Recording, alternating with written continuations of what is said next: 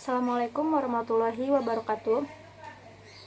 Kami dari kelompok mata kuliah Ilmu Sosial Dasar di sini akan menjelaskan tentang materi konflik sosial.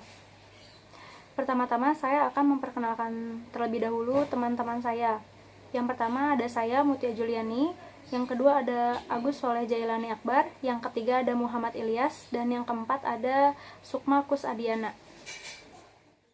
Pertama-tama, saya akan terlebih dahulu menjelaskan tentang pengertian dari konflik sosial itu sendiri ya. Konflik sosial adalah suatu konflik atau proses sosial antara dua pihak atau lebih ketika pihak yang satu berusaha menyingkirkan pihak lain dengan cara menghentikan atau membuatnya tidak berdaya. Lalu saya akan menjelaskan tentang penyebab dari konflik sosial. Yang pertama adalah perbedaan individu, seperti perbedaan pendirian dan perasaan. Lalu yang kedua adanya perbedaan latar belakang antar individu, kelompok, atau yang lainnya. Lalu yang ketiga, terpengaruhnya dengan pola pemikiran orang lain. Lalu yang keempat, adanya perbedaan kepentingan menyangkut bidang ekonomi, politik, dan sebagainya. Lalu yang kelima, terdapat perubahan nilai yang cepat secara tiba-tiba dalam suatu masyarakat. Lalu saya juga akan menjelaskan tentang jenis konflik sosial. Yang pertama ada konflik antara atau dalam peran sosial intrapribadi, misalkan seperti di dalam keluarga. Lalu yang kedua ada konflik antar kelompok. Lalu yang ketiga ada konflik kelompok terorganisir dan tidak terorganisir. Lalu yang keempat adalah konflik antar nasional, konflik antar atau tidak antar agama. Lalu yang kelima yaitu konflik antar politik. Yang keenam adanya konflik individu dengan suatu kelompok. Assalamualaikum warahmatullahi wabarakatuh. Perkenalkan, nama saya Agus Soleh Jailani Akbar. Saya anggota dari kelompok konflik sosial. Saya akan menjelaskan tentang konflik sosial. Yang pertama yaitu bagaimana cara menangani konflik sosial.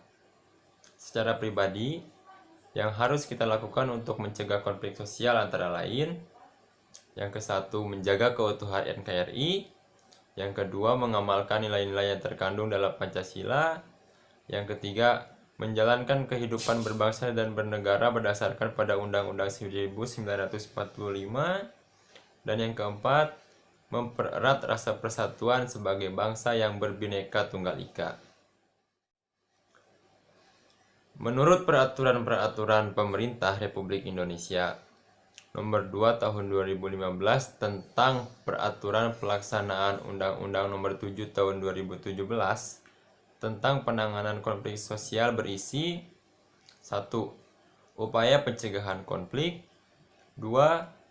Berbagai tindakan darurat digunakan dalam upaya melindungi dan menyelamatkan korban. Yang ketiga, pemulihan pasca konflik. Yang keempat, partisipasi masyarakat dalam penanganan konflik. Dan yang terakhir, memonitoring dan mengevaluasi. Kemudian, penanganan konflik sosial. Ada 3 cara dalam menangani konflik sosial. Yang kesatu, konsilasi, yaitu bentuk pengendalian konflik melalui lembaga-lembaga tertentu. Yang kedua, mediasi, yaitu menyelesaikan konflik dengan melibatkan pihak ketiga yang bersifat netral. Dan yang terakhir, arbitrasi, yaitu penyelesaian konflik dengan melibatkan pihak ketiga sebagai pengambil keputusan atas persetujuan dari pihak yang bertikai. Terima kasih. Assalamualaikum warahmatullahi wabarakatuh. Saya Muhammad Ilyas dari konflik sosial akan berpresentasi melalui video ini.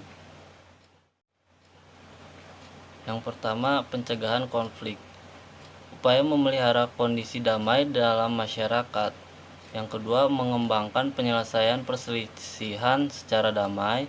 Yang ketiga, meredam potensi konflik. Yang keempat, membangun sistem peringatan dini. Yang kedua, penanganan konflik pada saat terjadi konflik.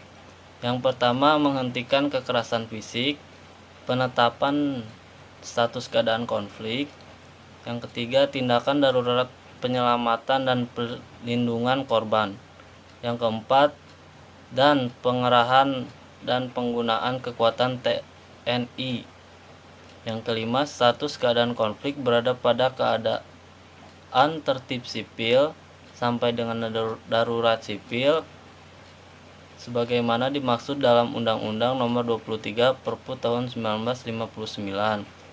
Penanganan konflik pada pasca konflik. Pemerintah dan pemerintah daerah berkewajiban melakukan upaya pemulihan pasca konflik secara terencana, terpadu, berkelanjutan, dan terukur melalui upaya, yaitu rekonsiliasi, rehabilitasi, dan rekonstruksi. Lalu contoh konflik sosial di Indonesia. Yang pertama, pengklaiman batik secara warisan budaya Malaysia. Yang kedua, demo masyarakat mengenai kebijakan kenaikan BBM. Yang ketiga, tawuran antar pelajar. Yang keempat, orang tua yang memahami anaknya karena malas. Yang kelima, konflik antara karyawan dan atasan. Lalu contoh konflik Indonesia dengan negara lain. Konflik Laut Natuna Indonesia dengan Cina, yaitu awalnya terjadi konflik dimulai pada tahun 2016. Pada bulan Maret silam, ada kapal ikan Cina KM Kuai Fei 100078 yang memasuki perairan Laut Natuna. Namun ketika akan ditangkap, kapal Coast Guard Cina sengaja menabrak KM Kuai Fei 10078 untuk mempersulit KP HIU 11 Indonesia untuk menangkap kapal Cina. Menteri Kelautan Indonesia Susi Pujiastuti meminta Menlu untuk membuat nota protes diplomatik kepada Cina. Sebulan kemudian, Indonesia menganggap masalah ini adalah kesalahpahaman semata. Sekian presentasi dari saya.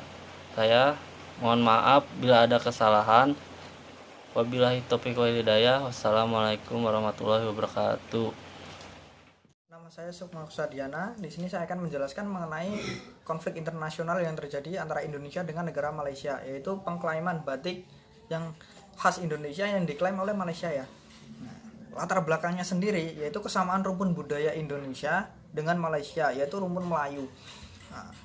Hal ini menyebabkan banyaknya budaya Indonesia itu yang sama dengan Malaysia. Terus awal mula konfliknya sendiri adalah terjadi pada tahun 2008 silam, di mana pihak Malaysia melakukan klaim atas batik Indonesia.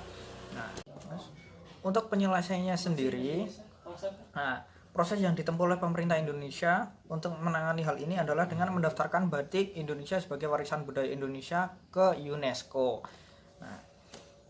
Dan hasil baiknya adalah pada tanggal 2 Oktober 2009, UNESCO menetapkan bahwa batik itu adalah warisan budaya yang milik Indonesia, yaitu warisan budaya manusia yang tak benda.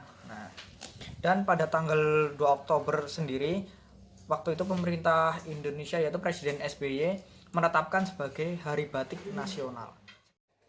Sekian penjelasan dari kelompok kami. Bila ada salah kata atau banyak kekurangan, mohon dimaafkan. Semoga ilmunya bermanfaat. Wassalamualaikum warahmatullahi wabarakatuh.